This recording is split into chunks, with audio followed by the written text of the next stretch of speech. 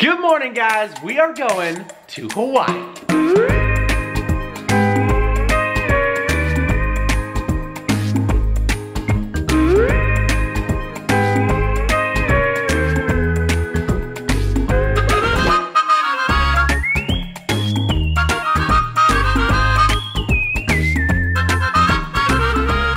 Just landed in Hawaii after a 5-hour trip filled with crying babies. I am so excited for this. I haven't been to Hawaii since I was 6 years old. Let's see what the day has in store. Time to figure out where to go.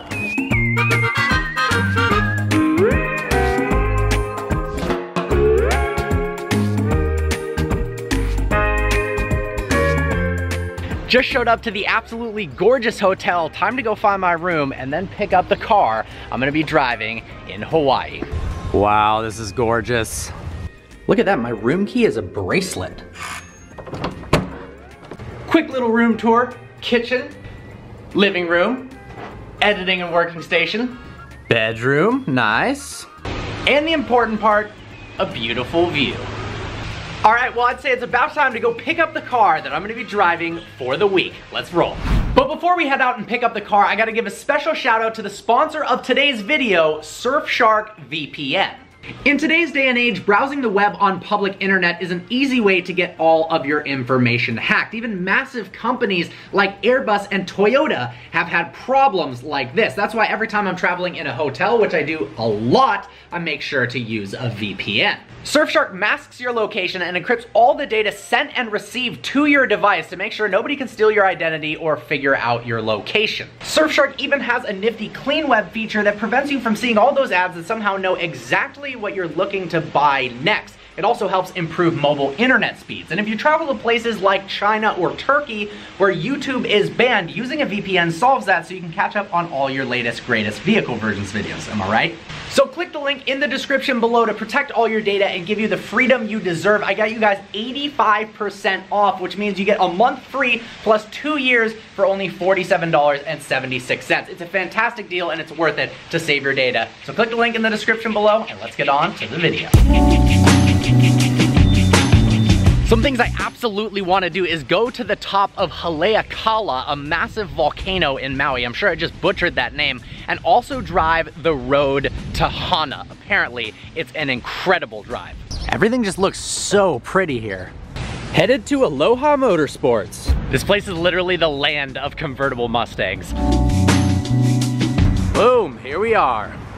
Just picked up this Polaris slingshot from Aloha Motorsports. I had so much fun with the slingshot last time in California, and Polaris liked the video so much that they decided to send me out to Hawaii. I've got a big video I'm doing for them that's gonna drop after this one, but for now, let's hop in and do a little news update. Denny from Aloha just gave me a bunch of awesome roads to go drive, as well as some restaurant and bar recommendations. Definitely gonna have to do that later tonight. All right, let's get on the road. Oh man, helicopter tour. I think we gotta do that. All right, let's roll.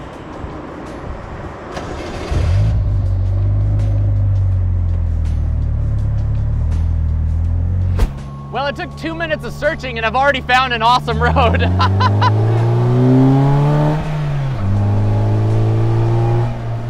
Oh my gosh, the scenery out here is sick.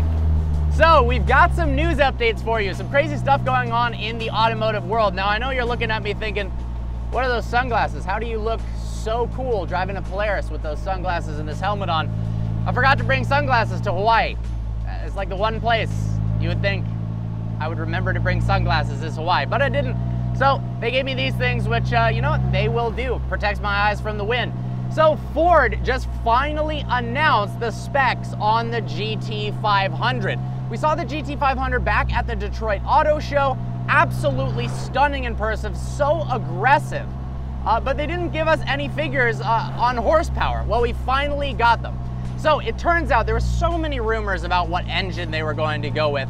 But they're actually using the 5.2 liter V8 from the GT350. Now, the original reason that people didn't think they'd use the GT350 engine is because it had a flat plane crank layout. It's a really high strung layout. Because they can't get the flat plane crank as light as something like Ferrari, they're basically pushing the limits of horsepower that were possible with that engine. Adding turbochargers or superchargers, it's a recipe for going kaboom. But they've used the GT350's engine only they've taken out the flat plane crank and replaced it with a more conventional setup. Added a supercharger to it for a total output of 760 horsepower and 625 pound-feet of torque. I remember when they originally released the high output version of the last generation GT500 with 662 horsepower. I thought, how can you go up from here? That is 662 horsepower in a road car that's rear-wheel drive. That's absolutely insane. But they've upped the ante again to 760. Ford claims that 0 to 60 time is in the mid 3-second range. I wouldn't be surprised if we got drag radials that it could drop below 3 seconds. Quarter mile time in under 11 seconds. This is going to be an epic car for people to start building upon. Finally, we won't just have fast Hellcats and Demons. We might actually get some GT500s again, some new ones with some crazy amounts of power. Now, the only downside is the fact that the only transmission available is a double clutch. It's gonna be much faster in a straight line than if you were to have a manual, but it would be nice to be able to row your own gears. Unfortunately, there is no manual option. Customers will be taking delivery of their GT500s in late fall. I can't wait to see those hit the roads. I definitely want to get my hands on one. I had to take out the vlog camera because it is so gorgeous out right now. Check out the beautiful ocean just ahead, this awesome road that I'm on. Oh man. Now I really want to go to the volcano, but apparently it gets very, very cold. This elevation is 10,000 feet, meaning I'm gonna need a jacket, which came to Hawaii, I didn't bring a jacket.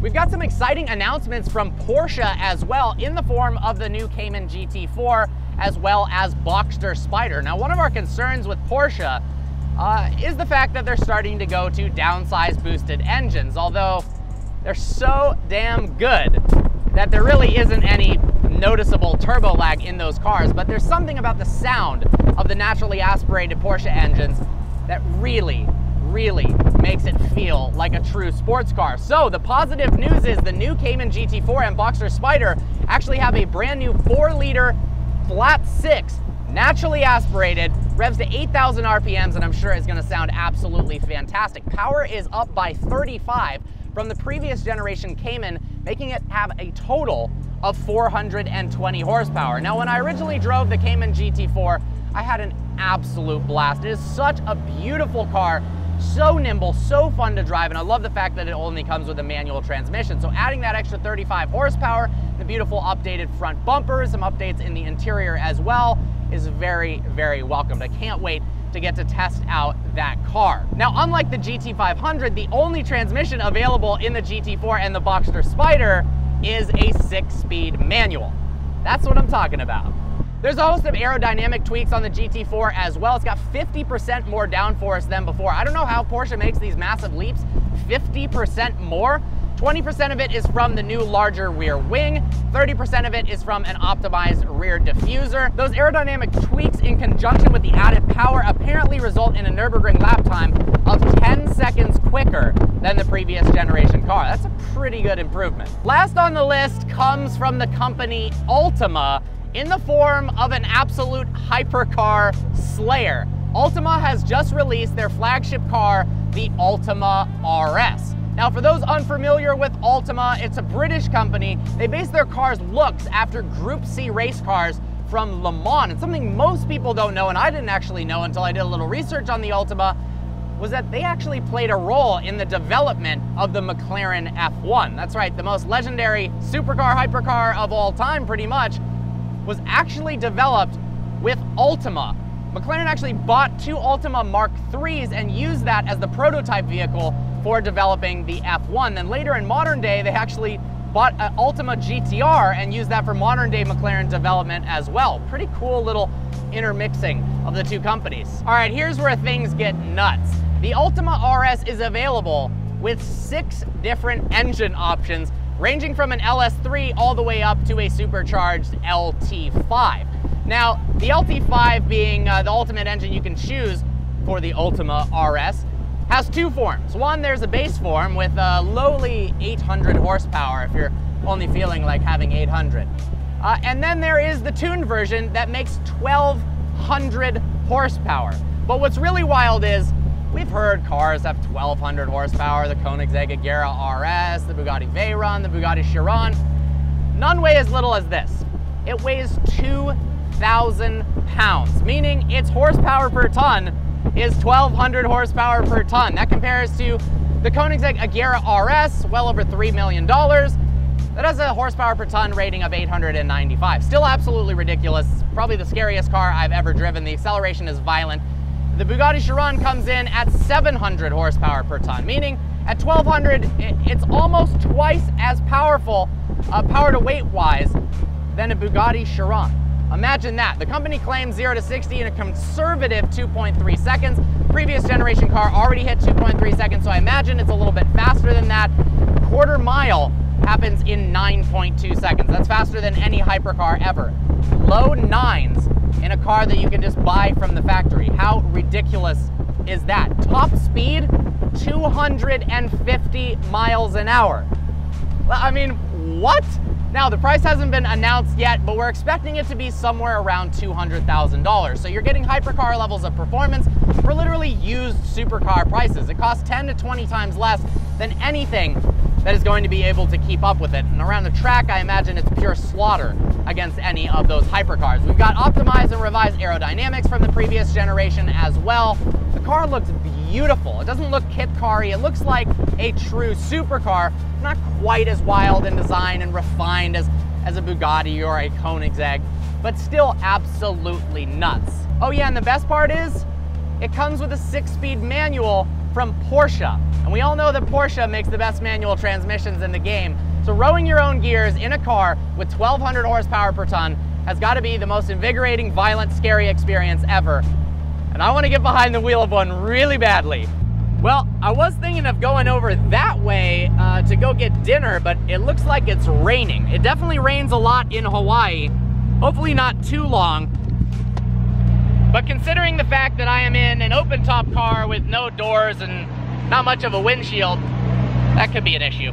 Well guys, I think it's about time to change out of these jeans, get into some swim trunks, and head to the beach. So I'm gonna end the vlog there. I hope you guys enjoyed this little news update. We've got some epic content coming in Hawaii. Today was just a travel day. I look forward to seeing you guys next video.